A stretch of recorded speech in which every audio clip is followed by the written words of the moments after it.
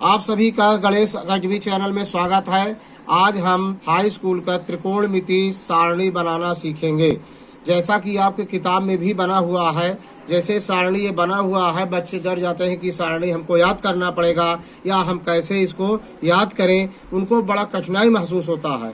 लेकिन मैं full guarantee के साथ कहता हूं कि वीडियो पे पूरी तरह से बने रहना, वीडियो को छोड़कर मत जाना। एक बार सिखा देने पर जो आप कभी नहीं भूलेंगे। जैसा कि सारणी आपको दिखाई दे रहा है, 0 अंश, 30 अंश, 45 अंश, 60 अंश और 90 अंश का मान हाई स्कूल के पेपर में, किताब में अंकित है, आपके पूछा जाता है। एक बार गौर से ध्यान से सुनिए, देखिए, आप सीख जाएंगे बहुत आसानी से। सारणी बनाने के कुछ नियम हैं, हम उन नियमों को लिख दिए हैं, बता रहे हैं। नंबर 1, स्टेप से पहले 0 से 4 तक अंक लिखते हैं। नंबर 2, फिर 4 से भाग देते हैं। चरण नंबर 3, भागफल का वर्गमूल निकालते हैं। यही साइन थीटा का मान कोण के लिए होता है।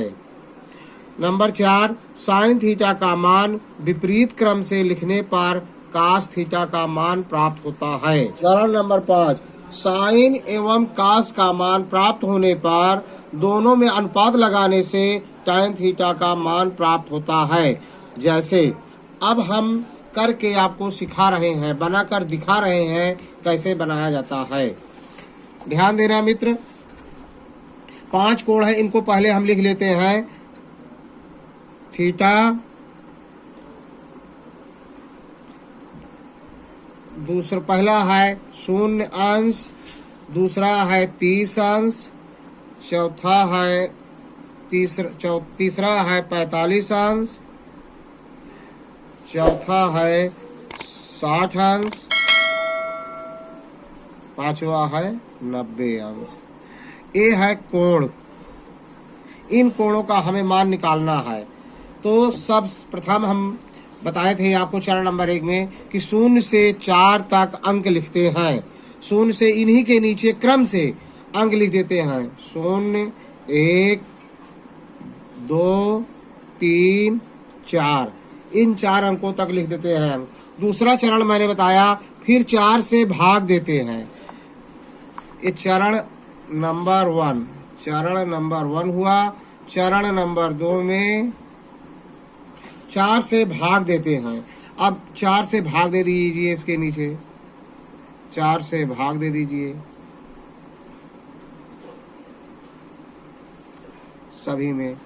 तीसरे चरण में भागफल को लिखते हैं।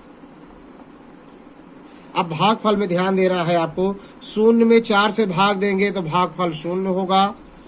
1 में 4 से भाग नहीं जाएगा, तो भाग देते समय मित्र आपको ध्यान देना है कि दशमलव में भाग नहीं देना है, बल्कि बटे सही में रहे वो चलेगा। 1/4 को 1/4 ही लिख दीजिए।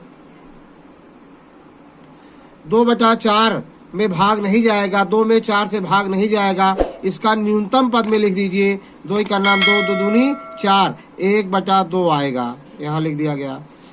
3/4 कुछ नहीं कर सकते, ना तो न्यून पद में हो सकता है, ना तो भाग दिया जा सकता है, ऐसे केवल उतार दिया जाएगा।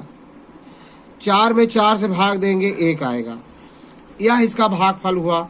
चौथा चरण नंबर 4, इन्हीं का वर्गमूल लेने पर, वर्गमूल ले लीजिए।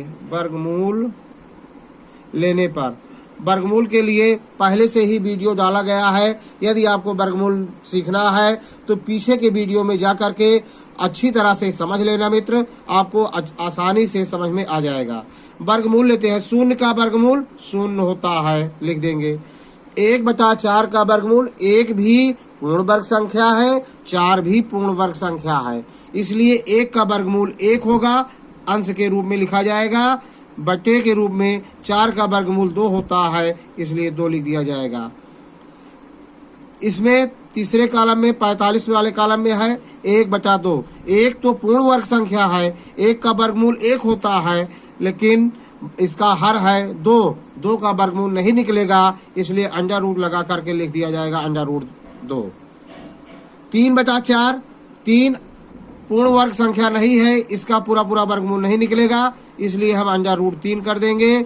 4 का वर्गमूल निकल आएगा, पूर्ण वर्ग संख्या है, इसका 4 किसका वर्ग है, 2 का, इसलिए 4 का वर्गमूल 2 होगा। एक पूर्ण वर्ग संख्या है, 1 का वर्गमूल 1 होता है। इस तरह जो हमें मान चौथे चरण में जो मान प्राप्त हुआ, ये मान हो जाएगा साइन का, साइन कोण के लिए। अब मित्र आपका पहला टेबल बन गया। यदि आपसे पूछा जाए साइन शून्य अंश का मान, अगर आपसे पूछा जाए या किताब सारणी में आप मिला लेंगे तो शून्य आपको मिलेगा। साइन शून्य अंश का मान 0 होगा। साइन 30 अंश का मान कोई आपसे पूछता है तो 1/2 होगा। साइन 45 अंश का मान 1/√2 होगा। साइन 60 अंश का मान अगर आप देखते हैं तो √3/2 होगा।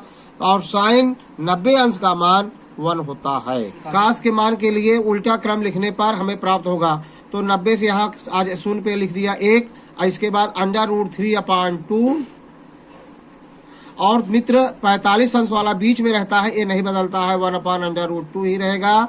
और उसके बाद लिखेंगे 1/2 और उसके बाद लिखेंगे शून्य अंश। इस तरह से काश का मान प्राप्त हुआ। और tan का मान निकालने के लिए मित्र tan थीटा बराबर होता है sine theta upon cos theta. अगर यही का मान हम रख देंगे साइन का मान, लेकिन जिस कोण के लिए रखेंगे वही कोण दोनों में होना चाहिए। जैसे हम tan शून्य अंश का मान निकालते हैं तो साइन शून्य अंश का मान हम लिखेंगे पहले 0 है, साइन शून्य अंश का मान 0 है, और कास शून्य अंश का मान है 1, तो 0/1। अगर इसमें भाग देंगे तो 0 आएगा, इसलिए tan शून्य अंश का मान 0 होगा। इस तरह से अगर आप साइन कास tan का मान निकाल लेते हैं तो तीनों इसके व्युत्क्रम कासेक सेक काट इसका व्युत्क्रम कर देने से आपके 6 मान प्राप्त हो जाते हैं। इस तरह से आपकी पूरी सारणी तैयार हो जाती है। आशा करता हूं कि आपको वीडियो पसंद आया होगा, तो लाइक जरूर करेंगे। और यदि आप मेरे चैनल में पहली बार आए हो तो चैनल को सब्सक्राइब करना ना भूलें और घंटी को तेज से दबा देना, ताकि आने वाली हर वीडियो सबसे पहले आपको प्राप्त हो सके। जय हिंद, जय भारत।